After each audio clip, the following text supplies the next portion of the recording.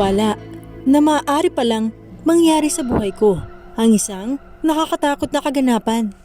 Nang bigla akong naaksidente na makapasok sa isang bukas na portal. Yun yung mga panahon na naisip ko na mag-unwind sa abroad for vacation. Noong mga panahon na yun, kasama ko naman ang aking pinsan na si Helion. Naisip nga namin na magbakasyon sa Japan. Almost 1 week kami roon. Hayaan nyo palang ipakilala ko muna ang aking sarili, mga listeners. Ako nga pala si Dalmon, na nagtatrabaho sa isang construction company na pag-aari ng aking pamilya. At isa namang architect, ang pinsan ko na si Helion, sa aming company. Grabe talaga, it's unbelievable. Akala ko sa mga palabas lang ito nangyayari, o di kaya sa mga movie o sa mga libro. Pero nangyari ito sa akin. Hindi ko alam kung anong klaseng portal ang aking napasukan. Basta ang tanging naaalala ko na lamang, bigla na lang akong napunta sa isang strange na lugar. Pagkatapos, halos muntik na akong matrap doon. Hindi ko na talaga alam ang aking gagawin kung paano nga ba makakalis sa lugar na yon. Na-experience ko rin na halos muntik na akong ipakasal sa isang elemento na nagkagusto sa akin doon. Grabe na talaga mga listeners. Posible na palang maganap lahat ng mga hindi natin ina-expect na maaring maganap sa buhay natin. Ito'y nagsimula nang maramdaman ko na parang almost drain na ako ng dahil sa trabaho. Kung kaya't, naisipan na lang namin ng pisang ko na si Helion na mag-break muna mula sa work.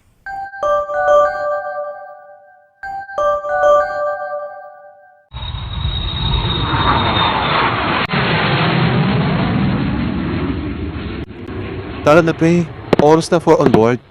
Let's go! Tama talaga. Naisip mo na, hiyain ako pre sa bakasyon mo sa Japan. Sakto, marami akong alam na bar doon.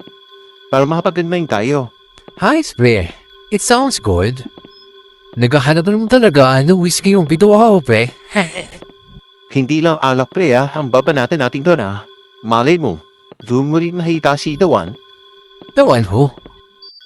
The woman of your life. Ang workaholic mo kasi pre. Ako lang na talaga sa'yo yung yung chicks. Pre? It sounds good. Kaso?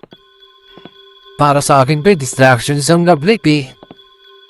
Siguro, hindi pa napapanahon, pre? Ngayon, Huwag mo nga pangunahan ang sitwasyon pre. Malay mo, doon talaga matagpuan sa Japan hinahanap mo. loko talaga, pre, ha?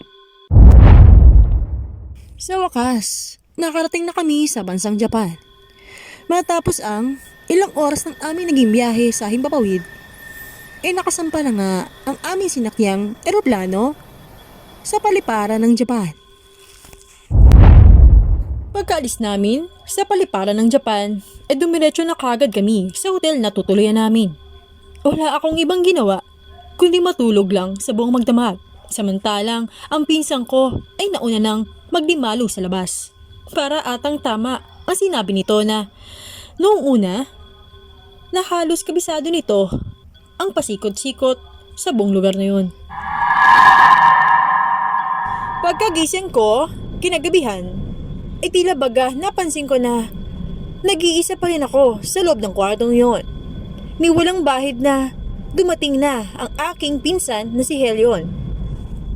Nako, gabi na pala. Napasarap pala ang tulog ko. Teka nga, nasa ba si Helion? Para atang napasarap ata siya sa paghangon sa labas Well, it's okay naman. Na ako muna ang lumabas ngayon.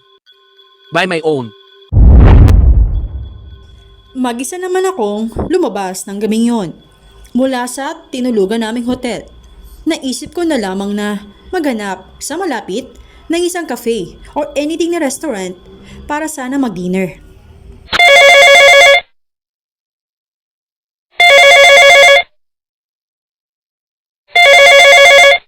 Hey Cas, kamusta? Oh shit pare. Anong oras na ba? Sorry, gising ka na pala. Pasensya na lang.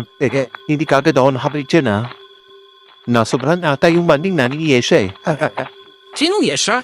Yung chicks ko pare, dito sa Japan. before passing yung date natin kinokontak na ako nung Haponeso na to for meetup. Hindi ata makapagpigil. Kaya yun, lumos muna kami. Kagad kanina. Yun yung nasabi ko kanina sa'yo nung maalis ako. Bago ako matulog. Okay lang yan, Gus. Ano pare? Balikan pa muna kita ulit dyan? Bago tayo public dito sa bar, marami naman siya ganahouse sa pari ni mga Haponesa Kaya okay lang yun. Nasaan ka ba ngayon, Gus? Nasa isang exclusive bar kami pare. Medyo malapit kami sa hotel natin Kaya, hindi ka masyado naghihintay masyado dyan na matagal. Oaks lang, Gus. Sige lang. No need na. Kaya rin naman ako tumawag sa iyo. Para yung pagka na nasa labas na ako ng hotel natin. At kasaluhay na akong papunta sa isang cafe o restaurant. Na wala makikita dito. Para saan mag-dinner? Ganun ba? Sure ka ba, Gus, na hindi ka na mapapasundo? Oaks nga lang kasi, di ba? Okay lang yun. Di bali, tomorrow na lang natin tuloy yung malak natin magala. Enjoy mo muna yung Haponesa mo dyan, ha? Sige lang, pre. Bye! Okay, bye. Sa mahabang paglalakad ko sa gilid ng lane ng kalsada, pagkaalis ko sa building ng hotel na aming tinuluyan, ay pumasok ako sa isang restaurant na aking nakita. Sa kalagitnaan ng aking pagkain ay may biglang nahagip ang aking mga mata na isang Haponesa na mag-isang kumakain sa dulong parte ng mga lamesa na naroroon. Tahimik lamang ito na kumakain doon. Hindi ko maipaliwanag sa sarili ko na para bang na may kung anong hiwaga ang umagaw bigla sa aking atensyon. Sa palagay ko'y wala namang sigurong kakaiba sa aura niya.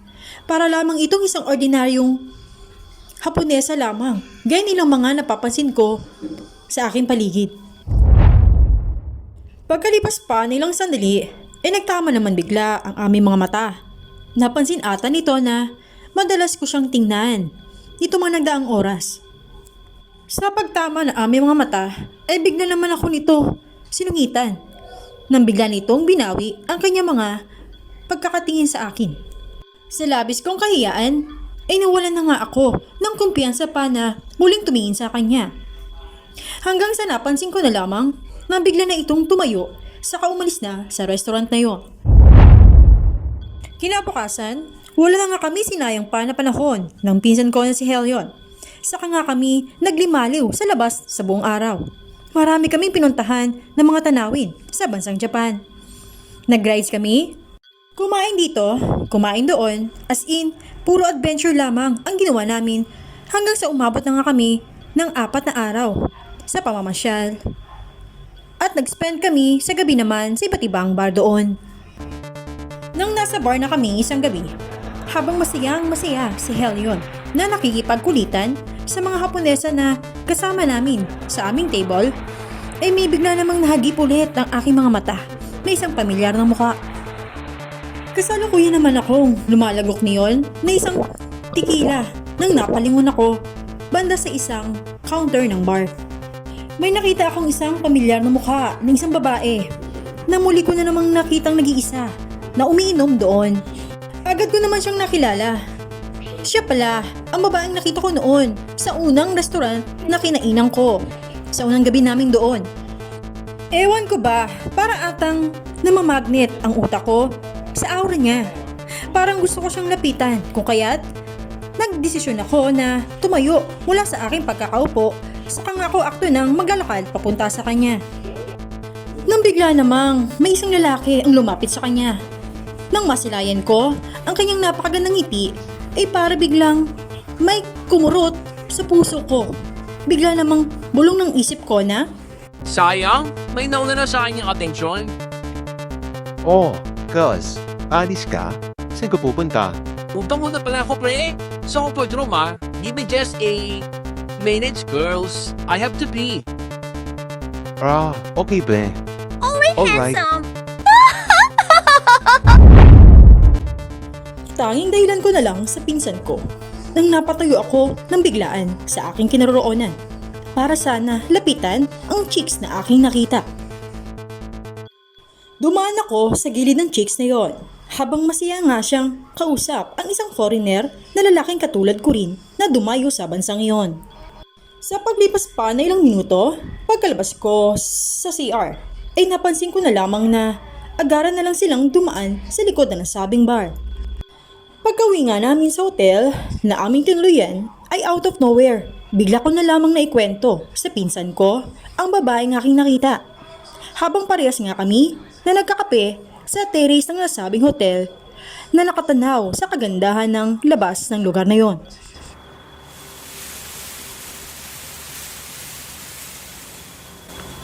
Alam mo, Bahas, sayang.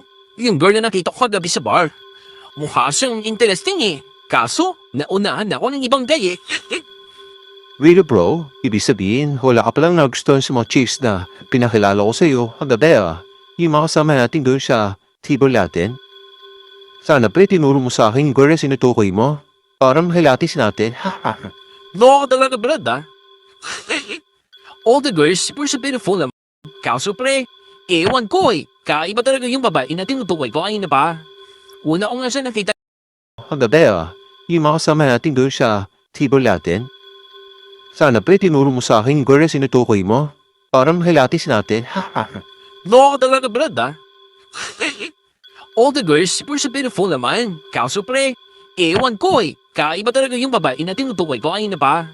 Una ko nga siya nakita noon sa restaurant eh. Yung unang gabi na lumating tayo dito. Okay lang yun bro. Dahil sa lahat pa naman eh. Nang gabing iyon, ay sinubukan kong magtungo muna sa isang convenience store upang bumili ng ilang inuming alak. Para madali kagad sana kami na makatulog ni Helion. Napadaan naman ako sa isang part na naroon, lamang na matatagpuan sa likod ng hotel na aming tinuluyan. Bigla ko namang nahagip ang babaeng kumugulo sa isip ko. Nakita ko nga siya na nag-iisang nakaupo sa isang diswing na upuan. Siya ay malayong nakatingin sa kanyang harapan. Bigla ko na lamang naisip na siya ay lapitan para sana makipagkwentuhan. Nang lalapitan ko na siya, ay saka naman ito tumayo. Nagsimula na nga siyang maglakad papaalis sa lugar na yon. Saka ko nga naisip na bumalik na sa aking hotel. Pagkaraan pa ng ilang sandali ay bigla ko na lamang napansin na lumingon siya sa aking kinaroonan. Ewan ko ba, para ata akong na-freeze. Saglit, nang tumingin siya ng diretso sa akin. Saka nga ito bagyang ngumiti ng malapat. Ang weird pero parang ang nais niyang sabihin sa akin ay sundan siya sa mga pagkakataon na yun kung saan siya pupunta. Nangungusap ang kanyang mga mata na para bang minamagnet ito ang takbo ng aking pag-iisip na sumama sa kanya kung saan man siya pupunta sa mga pagkakataon na yun. Ang weird, pero bigla ko na lamang nakita ang mga pako na nagsisimula ng humakbang papunta sa kanya. Para tuloy ako biglang nahipnotismo sa mga pagkakataon na yun. Sa kabilang banda, hindi ko naman akalain na naroon din pala ang pinsan ko na si Helion malapit sa part na yon na busy namang kumakausap sa kanyang phone. Habang lumalakad ako, papunta sa isang napakalaking puno, saka naman ako napansin ng pinsan ko na si Helion. Sigaw ito ng sigaw sa akin. Pero para atang hindi ko ito naririnig. At tuloy-tuloy lang ako sa aking paglalakad. Sinusundan na pala tuloy ako nito kung saan man ako paparoon. Nang napansin ko na lumiko sa isang puno ang babaeng aking sinusundan, ay naroon na rin ako nagtungo. Pagkaliko ko, biglang nawala ang babaeng kanina ko pa sinusundan. Bigla akong nagtaka kung bakit para atang may isang pintuan ang naroon sa likod ng punong yon. Pumasok sa isip ko na alamin kung ano nga ba ang mayroon sa loob nito. Nang pagbukas ko roon ay isang kadiliman ang tumambad sa aking paningin. Sinubukan kong tumapak sa loob, pero para atang bigla akong nahulog. Isa palang patibong ang mayroon sa loob. Hindi ko alam kung gaano ito kalalim. Ang nasa isip ko na lamang ay para itong isang balon na sobrang lalim.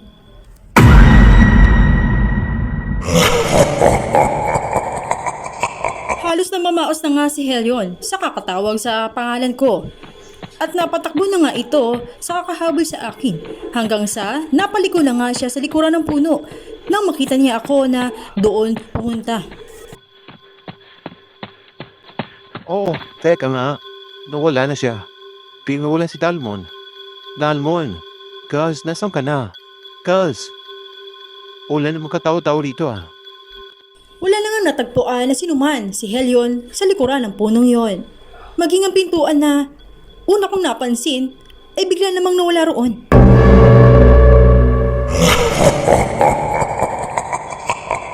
Pagkapasok ko sa bulwagan nila, biglang nag-ship sa ibang lugar ang kinaroroonan ko. Umaga ang klima na natagpuan ko roon at sobrang tirik ang araw.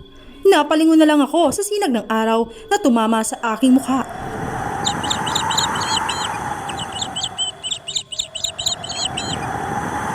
Sa sobrang tingkad dito ay halos masilaw na ang aking mga mata. Marami akong napansin na sobrang tataas na mga damo sa paligid. May nagalakihang mga bulaklak na iba't iba naman ang kulay at disenyo nito na wala sa mundo na aking pinagmulan. Halos sinikot ko ang aking paningin hanggang sa nakarinig nga ako ng mga nagtatawanan na boses ng mga bata. Hinahanap ko ang mga boses na iyon. Sa pagsilip ko nga sa mga damo ay halos lumuwa ang mga mata ko sa kakaibang itsura ng mga nakita ko. Mukha silang anak ng araw sa sobrang kaputian.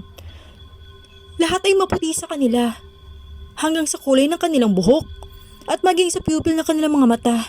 Wala silang ibang kulay at wala rin silang kilay. Sobrang haba na patulis ang kanilang mga tainga. Sa sobrang pagkagulat ko ay napasigaw ako na kinagulat din ng mga batang engkanto na naroroon. Kumaripas ako ng takbo. Takbo lang ako ng takbo ng sobrang tulin. Hindi ko na nga napapansin ang nilalakaran ko. Naghahanap ako ng lagusan kung paano ako makakaalis sa strange na lugar na yun. Hanggang sa nakarating na nga ako sa kalsada.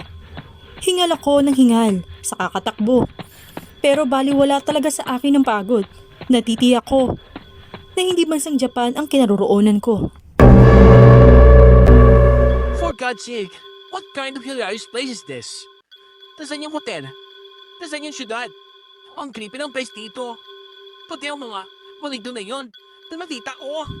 Takbo lang ako ng takbo.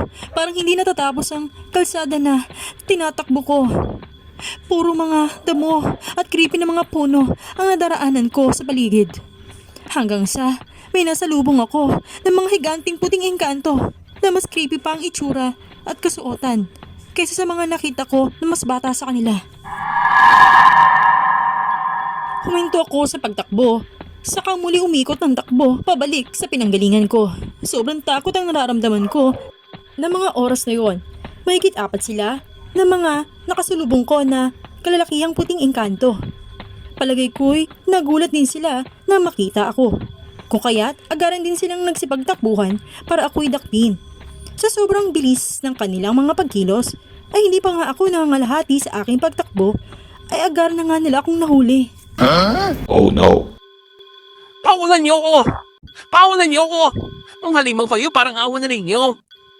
Habang binibitbit nila ako, ay hindi ko naiintindihan ang lingwahe na ginagamit nila. Sa sobrang pagsigaw ko, ay mas pinili ko na lamang na tumahimik sa dulo. Para tuloy akong nakalambitin sa isang matigas na sanga ng puno habang bitbit nila ang 2 braso ko. Nakarating nga kami sa napakalaking gate. Saka nga kami pinapasok doon. Mas magara na at napakamoderno ng estilo sa loob. Halos lahat sa paligid ay kumikinang na para bang nababalutan ito lahat ng ginto at silber. May hinihintay ang lahat na hindi ko mawari kung sino man. Napakaraming katulad nila ang nasa paligid. Hanggang sa may lumapit sa amin na palagay ko'y ang pinakareyna sa lugar na yon. Lumapit ito sa aming harapan. Hanggang sa huminto ito sa amin. Nagsimula itong magsalita na halos hindi ko maintindihan ang sinasabi nito. Ipagpaumanhin ninyo pero hindi ko naiintindihan ang sinasabi niyo. Hindi ko mawari kung Reyna ba kayo dito? Pero please, kung sino man po kayo, sana naman po ibalik na ninyo ako sa tunay na mundo ko. Pagkatapos kong magsalita, ay halos kumunot ang noo ng lahat na naroon. Paano ka nakapasok sa bulwagan namin? Kaya mong salitain ang lingwahe ko? Madali lang naman pag-aralan ang isip mo. Mas okay yan, mahal na Reyna. At magkaintindihan tayo ng mas malinaw. Regarding dun sa tanong mo, Sandali lang po, mahal na Reyna. Huwag niyo sana siya dakpin. Bisita ko siya rito. Ako ang nagpapasok sa kanya. Ha? Anong sinasabi mo? Oh, Oyo, sigurado ka ba? Opo, mahal na Reyna. Kung inyong mamanapatin ay pakuwala na po ninyo siya. At para sana ay mapatuloy ko siya sa aming bahay. Kung gayon, sige. Ngayong araw na ito, ay pagbibigyan kita. Pero bukas kailangan tayo mag-usap ng masinsinan sa opisina ko. Okay po, masusunod po. Halos natahimik na lamang ako nang muli kong makita ang babaeng sinundan ko kung bakit ako nakarating sa lugar na yon. Nakita ko na lamang ang aking sarili na pinatuloy nga ako na isang nagangalang Oyu sa bahay nila. Please lang, miss. Hindi ko alam ang intensyon mo. Kung bakit po ako nininlang na pumunta dito. Pero please lang, papalikin mo na ako sa mundo ko. Hindi kita pinilit na sumama rito. Kusa ang sumunod, hindi ba? Anong hindi pinilit na sumama? Alam kong na-hypnotize mo ako.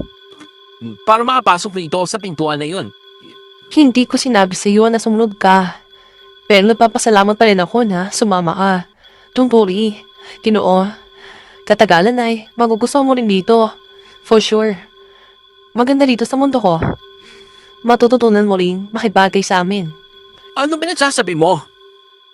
Hindi mo ba alam na kidnapping ang ginawa mo? Matapos ang mainit na naging usapan namin, nagngangalang Oyu, ay hinayaan na nga muna niya akong magkulong sa kwarto na pinagdalhan niya sa akin. At siya na lang ang lumabas sa bahay na yon. Pinilit ko ngang hindi kumain sa buong araw na yon hanggang umabot ng kinabukasan. Pagkagising ko ay napalabas ako sa kwarto ngayon. Sa kanya nga ako sinalubong ng isang malapad na ngiti at kinausap ng masinsinan. Hi, good morning. Mr. Kinoo? Mukhang hindi ka na maaari pa magtagal sa poder ko. Gustuin ko man na dito ka na lang sa akin habang buhay. Kaso, mas gusto ng Reyna na doon ka na lang daw mamalagi sa poder niya. Anong ibig mo sabihin? Nagkaroon kasi siya ng interes sa'yo nung makita niya kahapon. Kakalungkot man pero wala akong magawa na ipagtanggol ang nais ko. Kasi siya ang pinuno namin dito eh. Ganyan lang ba? Dito sa lugar niyo? Kapag may gusto kayong mauha, eh makukuha na lamang ninyo ng ganong kadali na parang isang laruan. At yung isang nilalang na gusto niyong mauha, eh wala ng karapatan pa na tumanggi. Matapos nga niyon, ay hindi na nga ulit ito nagsalita pa. Sa araw din ngayon, ay dinala niya ako sa mismong poder ng Reyna. Sa pamamalagi ko ng matagal sa poder ng Reyna, ay wala akong nagawa kundi ang manahimik na lamang habang nag-iisip ng paraan kung paano nga ba ako makakaalis sa lugar nila. Sa kabilang banda, halos napakabait naman ito sa akin. Binigyan niya ako ng napakagandang higaan maging ng aking susutin. Ang hindi ko lang masikmura ay yung mga klase ng pagkain na kinakain na roon. May nakapagsabi naman sa akin na kapag daw kumain ako ng pagkain kinakain nila roon ay tulunin daw akong hindi makakaalis sa lugar na yon. Halos puro putas na lamang ang aking kinakain habang naroon ako. Pero dumating sa punto na nagdadala na ng pagkain na galing sa mundo ng mga tao sa bansang Japan ang Reyna para lamang makakain ako ng maayos sa kanilang mundo. Isang hapon, habang ako ay nag-iisip ng malalim sa hardin ng bulwagan ng kaharian nila, ay napansin ko ang Reyna na napadaan sa isang area na medyo malayo sa kinaroonan ko. Marahil, hindi nito napansin na naroon lamang ako sa malapit. Bigla ko na lamang naisip na sumunod kung saan ito pupunta. Nang pumaroon na ako, ay di ko sinasadya na madiskubre ang tinatago nitong lihim. May sobrang nagliliwanag na ilaw ang nagbumula sa napakalaking bilog na salamin na nakalutang sa kanyang harapan. Dahil doon ay bahagya naman akong nagtago sa mga halamanan para hindi ako mapansin ito. Hindi ko masadya na marinig ang mga naging pag-uusap nila. Mahal na Reyna, magandang pagbati sa'yo. Hanggang kailan ka magtitiis sa pagmamatigas ng tao na tuluyan ng makipag-isa sa'yo? Hanggang sa magustuhan niya na rin ako ng natural. Halos naiilang pa siya sa akin eh. Oh, hindi mo ba siya nakukumbinsi na kumain na sikretong pagkain natin para tuluyan na siyang maging katulad natin? Nagmamatigas pa siya eh. At saka, dahil di ka siya na gwapo. Sa mata ng marami. Maraming mga engkanto ang gustong manulot sa kanya. Kailangan matupad ang plano ko. Isang tao ang makatuluyan ko. Kung gayon, mahal na Reyna, ano nang iniisip mong gawin? Marahil, panahon na para ihanda ko na ang kasal sa pagitan namin. Kasal? Sigurado ka ba? Oo, para wala na talagang dahilan na umalis siya sa lugar natin. Nagimbal ako sa aking narinig. Gusto niya na agaran na akong magpakasal sa kanya. Pagkatapos kong marinig iyon, ay mabilisan nga akong umalis sa lugar na iyon. Buong araw nga akong nagkulong sa kwarto ko. Halos aligagana nga ako kung papaano nga ako makakawala sa pakikipagkasundo na iyon. Isang hapon, habang nag-iikot ako sa pasilyo ng kastilyo ngayon, ay may nakita kong isang mahalikang engkanto na nakatalikod na tila ba ay nakaharang sa daraanan ko. Tuloy-tuloy lamang ako sa paglalakad hanggang sa halos muntik na akong mahiwa ng kanyang hawak-hawak na mahabang espada na ginamit niya upang ipangharang sa daraanan ko.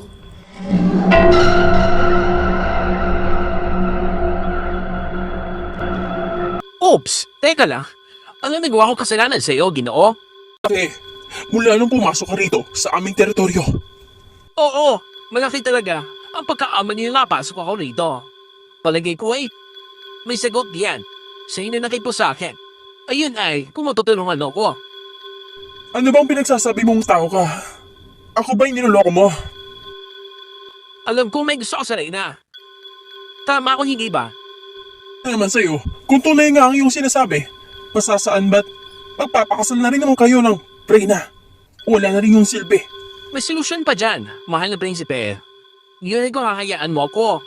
At magiging open ang iyong pag-iisip. Maaari mo akong matulungan sa problema ko. Ako rin, hanggang ngayon, hindi ko pa rin marito ako ngayon sa inyong teritoryo.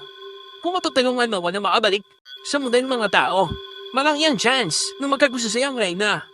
At ikaw na lang mapasa sa kanya, kaysa sa akin. Ano ba sinasabi mo? Isang kahangalan yung sinasabi mo. Hindi mo ba alam na isang malaking pagkakamali yung sinasabi mo sa akin ngayon? Isang malaking kasalanan yan. Once na ang Reyna ay nagbitaw na ng kanyang utos, dapat iyong maganap. Sigurado ka ba talaga, mahal na prinsipe? Napipigilan mo yung sarili na lumigaya. Hindi mo talaga ang gusto mo? Binibigyan ako ng pagkakataon. Parehas tayo ng layunin. Nakukuha mo ang gusto mo. At nakukuha ko rin ang gusto ko. Gugustuhin mo bang panghabang buhay ka magsisi? Nang dahil lang sa isang malaking pagkakamali na gagawin mo? Sigurado ka ba talaga, mahal na prinsipe?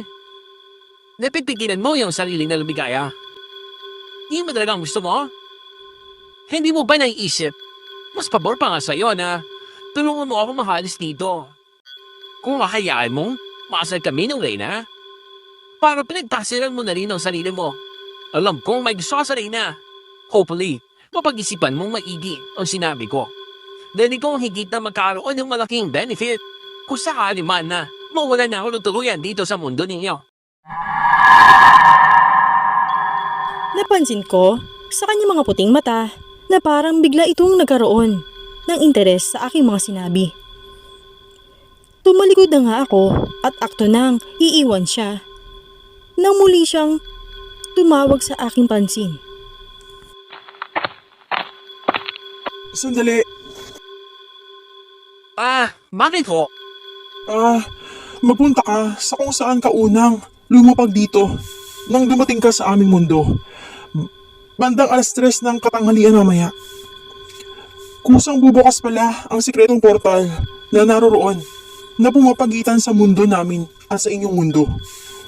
Bago ka pumasok doon, isipin mo munang maigi kung saan ka huling nakita bago ka nakapasok sa amin at makakabalik ka roon. Wala nga akong sinayang na pagkakataon. Halos panay naman ang aking tingin sa relo ng kwartong kinaroroonan ko. Pagkatapos ng ilang sandali na nag-usap kami, saka nagiwalay na ng landas. Sa pagpatak ng alauna ng katanghalian, ay pasikreto akong lumabas ng kastilyong yon. Kahit sobrang layo na, ay tsinaga kong takbuhin at puntahan ang kaluwakan ng damo na aking pinagbagsakan. Hanggang sa narating ko na nga ang lugar na yon. Ikot ako ng ikot sa paligid. Dahil halos para namang wala akong napapansin na kakaiba sa paligid na yon. Halos nagsisimula na ngang umigsi ang aking pasensya dahil wala naman akong nakita na kung ano man na portal sa paligid. Mahigit 30 minutes na ang nakalipas pero wala talaga yung portal na binanggit ng aking kausap. Abay, lintik naman oh. Parang naskamoro na. Una naman yung sinasabi niyang lagusan. Hays, naloko na. Habang nakasabunot ako, sa aking ulo ay nakaramdam ako na takbo ng mga karwahe mula sa lupa at ingay ng mga hayop na unti-unting lumalapit sa pwesto ko. Napasilip nga ako sa kalsada mula sa mga nagtataasang damo na nasa paligid ko. Nako, anak ng... Pag kami namalis naman oo. Ako ata ang pinaghahanap ng mga sundalong puting kantong yan na sumusugod ng ngayon papunta dito sa kairoonan ko. Naku naman, naskam naman ako. Paano na yan? Hala. Nako. Baka bukas kaagad ako ipasa ng Dana. Sa kanya, kapag nagkataon, wala na akong chance pa na paalis dito sa lugar na to. Halos aligaga na nga ako. Hindi ko na nga alam ang aking gagawin hanggang sa may napansin akong nagliliwanag banda sa aking gilid. Halos hindi ko na nga iyon matingnan ng maayos. Ang sobrang nagliliwanag na yun. Nagmadali na lang akong magtungo roon hanggang sa... Hoy! Anong ginagawa mo? Patay, katapusan ko na. Nagmadali akong tumakbo papunta roon sa liwanag na yon hanggang sa tuluyan na nga akong nilamon nito.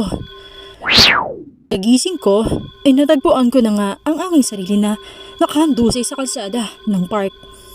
Halos inalug-alug ko na nga ang aking sarili para tuluyang dumilat ang aking mga mata.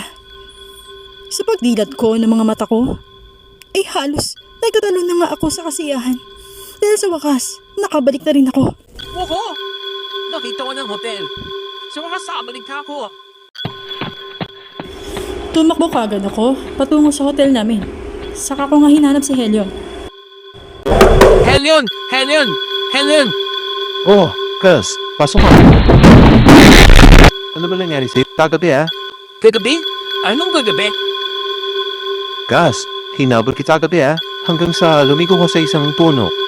Kaso biglaan na wala Hala ko namamalit mata lang ako. At baka ako ay narito ka lang sa loob ng hotel. Pero nung nakauwi na ako, wala ka pala rito Saan ka ba nagpunta? Hindi ka dito natulog kagabi. Ha? Kagabi lang ako nawala. Alam ko, ilang linggo din ang lumipas Anyway, tara fast. Umuwi na tayo ng Pinas. Ha? May 2 weeks pa tayo natitira. No! Class! Saan ko nalang uwento sa'yo? Pero sana, magpunta din na tayong bumulito. Pinas ngayon. Nang araw ding yun, ay agaran nga namin kinuha lahat ng aming gamit sa dumiretso sa airport. Grabe talaga, nightmare para sa akin ang naging experience ko. Akala ko, wala nang chance pa para makabalik. Sa sobrang takot ko, yung araw na iyon, na nakabalik na ako sa Japan, ay niyaya ko na ang aking pisan na umuwi na ng Pilipinas. At dito na nga nagtatapos ang aking kwento. Please subscribe to my YouTube channel. Hanggang sa muli, have a good day!